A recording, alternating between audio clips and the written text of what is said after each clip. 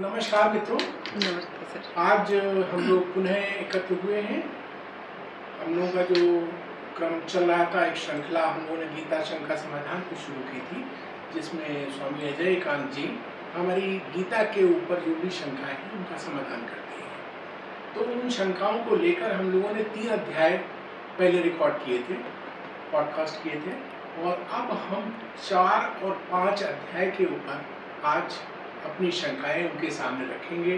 तो हमारे बीच में उपस्थित हैं स्वामी अजय कांत जी, और हमारे प्रश्न पूछने के लिए मनोरमा जी हमारे साथ में हैं, कृष्णा जी हमारे साथ में हैं, और डॉक्टर दीक्षित भी हैं, जो सवाल बीच बीच में पूछते रहेंगे और अपनी शंकाएं जो लोगों की हैं, कुछ शंकाएं तो हम लोगों की हैं, कुछ शंकाएं दूसरे लोगों की भी भेजी हुई हैं। हम उन शंकाओं का भी समाधान करने का, ढूंढने का प्रयास अजय जी से रिक्वेस्ट करेंगे कि वो उनका भी समाधान करें।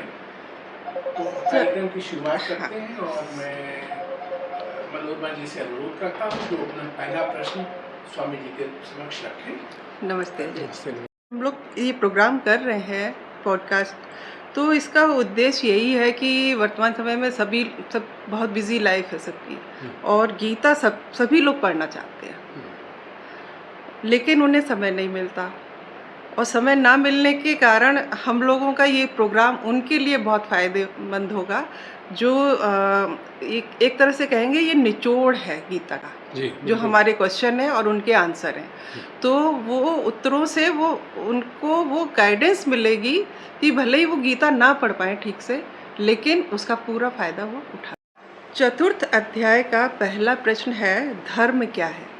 आजकल इसका बहुत ही संकुचित अर्थ में प्रयोग किया जा रहा है, इसलिए धर्म के सही अर्थ को समझाइए, क्योंकि धर्म को कभी-कभी पंथ और धर्म में अंतर नहीं करते हैं लोग। तो आज एक बार डिटेल से बता दीजिए कि धर्म क्या है, क्योंकि कभी-कभी हम लोग कहते हैं अपने कर्तव्यों को भी धर्म कहते हैं, और कोई पूजा पद्धति के आधार पर उसको भी धर्म कहते हैं।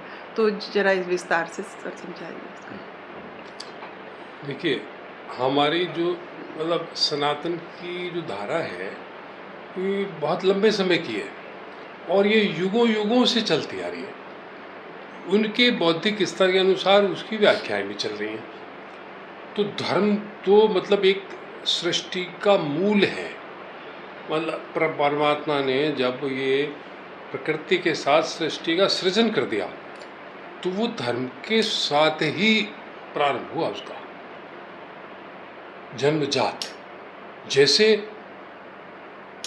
सारे जड़ जगत का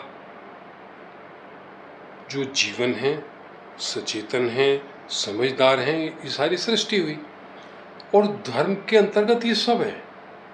हमने क्या समझा आज के समय में, जबकि जो शिक्षाएं हमारी है, हम केवल स्कूल में जो हमें पाठ्यक्रम पढ़ाया जाता है, हम उसको समझ लेते हैं कि भाई ये पर्याप्त है ना। उसमें जो कुछ, जिस धारणा से, जिस वे की जो चीज़ मिल जाती है धारा की, वो हम समझ लेते हैं। परंतु ऐसा है नहीं। शिक्षा तो केवल आपको बढ़िया, एक बहुत उत्तम किस्म का एक इंस्ट्रूमेंट बनाती है। शिक्षा सर्वांगीण नहीं है। आपको वकील बनना है तो MBBS करके तो वकील ना बन पाएंगे, नहीं ना।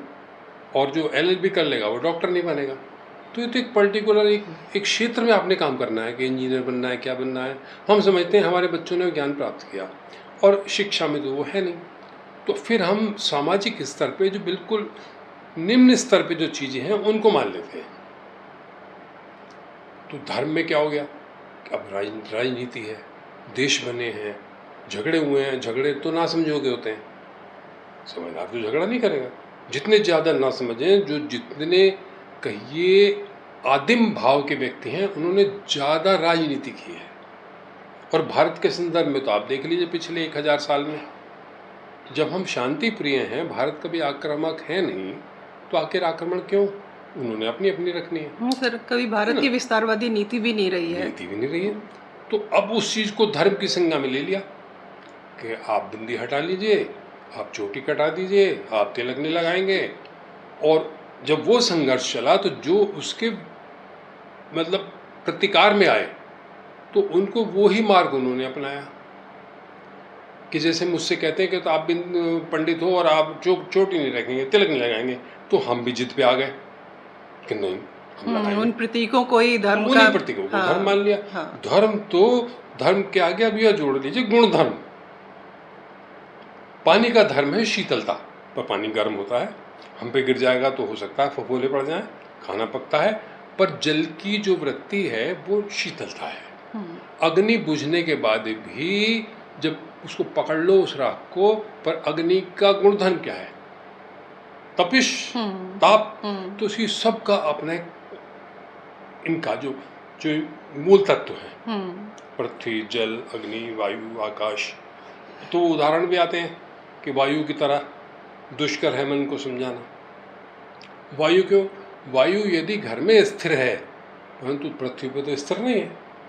हम यहाँ शांत बैठे हैं और वहाँ पता लगा दिल्ली में तो तूफान आ गया, पेड़ गिर गए। तो आपकी जो मूल प्रकृति है वो धर्म है। तो अब हम मनुष्य बने, पर हम मनुष्य होकर भी जीवित प्राणी हैं। जैसी सृष्टि की और प्राणी सब रचना है, उन्हीं प्राणियों की मनुष्य की रचना है।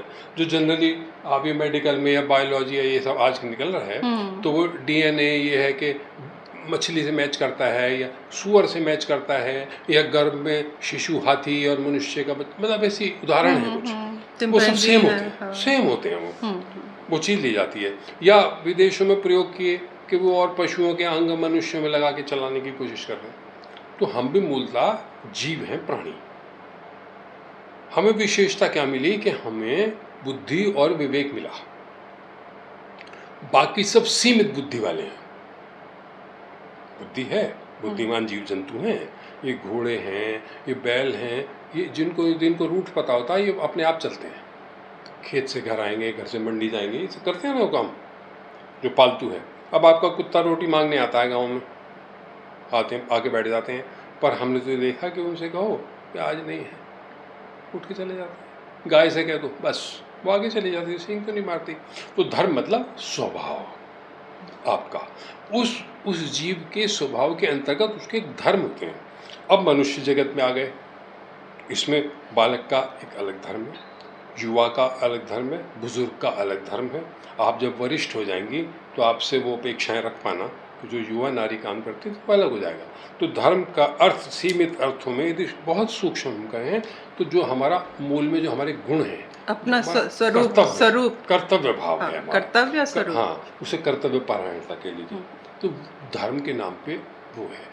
बाकी सारी व्याख्याएं हैं और दूसरी चीज़ें हम यहाँ चर्चाएं नहीं करेंगे कि तो कोई भी पुस्तक आप गीतापुर या गोरखपुर या कहीं से भी धर्म की किताबें ले लीजिए, वो तो सब चीज़ बताता है, पर उससे हम अपने को जोड़ नहीं पाते, संबंध नहीं कर पाते। हम समझते हैं ज्ञान की बातें, अरे पंडितों की बातें, अरे हमें क्या करना है वो चीज़। तो मूलतः यदि आप धर्म को समझना शुरू कर दें तो अपने साथ साथ आप समझ जाएंगे, उससे इतर उससे आप एक्सपेक्ट करेंगे भी नहीं, अपेक्षाएं नहीं होंगी। यदि आपका धर्म है रसोई को संभालना और आप शिक्षित हैं और आप बाहर भी जाते हैं, तो अब ये अपेक्षा हम रखें कि नहीं साहब आप नारी के भी सारे कर्तव्य करें गृहिणी वाले, तो वो तो हमारी ना समझिए, आपकी नहीं। आपको तो 24 घंटे का समय सबको मिला है, उसी को शेयर करना है। तो उस धर्म को ये देखा जाता है कि दूसरे के धर्म की भी रक्षा करो, अपने धर्म की भी करो। तो उससे मतलब ये हिंदू मुस्लिम और ये सब चक्कर नहीं है कि बौद्ध है पारसी है, नहीं। धर्म से मतलब है हमारे समक्ष जो उपस्थित है। यदि हमारा पशु आज खेत से आया है तो उसी समय उसको लेके मंडी जाना गलत बात है, बैठो उठाओ। तो एक्चुअल में तो मतलब प्रैक्टिकली तो ये है। और यदि हम अब उसकी परमात्मा से संबंधित माने तो आप अपना वो समझ लीजिए कि आपका जन्म किन परिस्थितियों में हुआ है, आपका परिवेश क्या है, माता पिता समर्थ हैं क्या समर्थ हैं, भाई बहनों का दायित्व वो उठा लेंगे कि आपको उठाना होगा, तब आपका धर्म बन जाता है कि मेरे पिता तो शिथिल हो गए तो मेरा भी धर्म कि मैं नौकरी करूं और अपने भाई बहनों को संभाल लूँगा, बस। ठीक है। तो हिंदू धर्म में अपने जो सनातन धर्म है उसमें कर्तव्यों को ही धर्म की, हाँ नहीं कर्तव्य नहीं जी, मूल जो एक स्वभाव जिस कैटेगरी में जिस श्रेणी में आप हैं, जो मतलब अंततः आप हैं ही। जैसे वो एक गीत है ना कि संसार में बस लाज ही नारी का धर्म है, तो हिंदू बनेगा ना मुसलमान बनेगा, और इस तरीके के गीत है। तो संसार में बस लाज ही। अब ये जो स्त्रियां मतलब बहुत ज़्यादा ये पुलिस में हैं या उस जगह हैं, तो वो तो फिर शूरवीर नजर आती हैं। उनमें नारीत्व वाला तो दर्शन कम होता है, हालांकि नारी हैं, वो अच्छी हैं, परिवार चलाती हैं। तो ऐसे ही पुरुषों की स्थिति होती है। यदि पुरुष ने घर का मुखिया है और वो चुपचाप कोने में बैठा रहे तब्बू डरपोक बन के, तो उसकी प्रतिष्ठा में तो कमी आएगी। उसका तो एक अपने परिवार का संरक्षण करे। देखें जैसे राजाओं का कर्तव्य है कि अपनी प्रजा की रक्षा करे, ये नहीं कि आक्रमण हुआ तो चुपचाप बैकडोर से अपना माल असबाब और रानियों को लेके और निकल गए। तो बस धर्म का मतलब है कि आप अपने स्वभाव को जानो, अपने स्थान को जानो कि आप कहाँ हुए हैं, प्रकट कहाँ हैं, उस समय उस मोमेंट पे क्या करना है। जो भगवान श्री कृष्ण ने ये समझाया सारा कि हर व्यक्ति को पालन करना है। अर्जुन चलो उनकी तो लड़ाई थी कौरव पांडव की, वो क्यों लगे थे? उन्होंने ये समझ लिया कि मुझे तो जो धर्म की स्थापना का ना, धर्म स्थापना, कि धर्म की स्थापना कर रही है, तो धर्म की स्थापना कैसे? धर्म की, धर्म तो सब धर्म है, और उस समय तो कोई धर्म था नहीं सनातन के अलावा। यदि आप आज के संदर्भ में देखें तो जितने भी आपके संविधान में धर्म लिखे हैं सब बाद में आए, वो है नहीं। हाँ। तो वो किस बात की बातें करते हैं? उनका मतलब ये है, धर्म का मतलब है प्रकृति, सृष्टि, संरचना। जो उसमें बाधा पहुंचाएगा वो गलत है। जो उसमें समायोजन के लेके चल रहा है, उस कर्तव्य की स्थापना, उस व्यवस्था की स्थापना उनका उद्देश्य था। और उन्हें पता था कि भी कौरवों के भाव अलग हैं, उद्दंड हैं, ये तो दुरुपयोग कर रहे हैं, तो लिहाजा ये समझेंगे नहीं। कोशिश कर लिया, पितामह चुप रहते हैं, है ना। विदुर का काम चलता नहीं है, उनकी बात नहीं सुनते हैं, उनका अपमान कर देते हैं। तो भाई अब ये यही करेंगे पांचों भाई, क्योंकि ये इतनी अवस्थाओं में भी जी चुके हैं, तब भी इन्होंने अशिष्ट कोई आचरण किया नहीं। यदि युधिष्ठिर शादी नहीं की, है ना, जो एक पत्नी आई वो पांचों भाइयों की शेयर की हुई थी। अच्छा, भीम ने मतलब हिडिंबा से तो शादी की है, सबको पता है। और अर्जुन की वो उलूपी और ये उधर मणिपुर और उधर वहाँ की भी रानियाँ थीं, और भी रानियाँ थीं। अर्जुन की बहुत सारी पत्नियाँ थीं। तो था अपने अपने समय पे, अपने वक्त पे अपना दायित्व। भगवान श्री कृष्ण ने एक शादी तो की थी, विवाह अपना रुक्मणी से, जो प्रेम से संबंधित था। रुक्मणी प्रेम करती थी, बाकी वो कंडीशन परिस्थिति जन्य उन्हें करना पड़ा। तो अब उस पर क्या आरोप प्रत्यारोप है, वो समय के साथ चलता है। तो धर्म आप समझो मूलतः कि आप क्या हैं, कैसे हैं, किस अवस्था में कौन सी चीज़ है। और प्रकृति से छेड़छाड़ नहीं करनी है, सृष्टि से नहीं करनी है, क्योंकि सृष्टि ही रहेगी, हम नहीं रहेंगे। तो उस चीज़ को समझ के आप पालन कीजिए। यदि आपको डीएम बना दिया है तो 2 या 4 साल रहेंगे ना किसी जगह, अब उसके बाद आप निकल जाएंगे। तो आखिर अपने कर्तव्य का पालन करो, ना कि उस एरिया में इधर उधर अव्यवस्थित कर डालो उसको। ये है बहुत अच्छी तरह आपने समझाया धर्म का जो व्यवहारिक है तो यही है।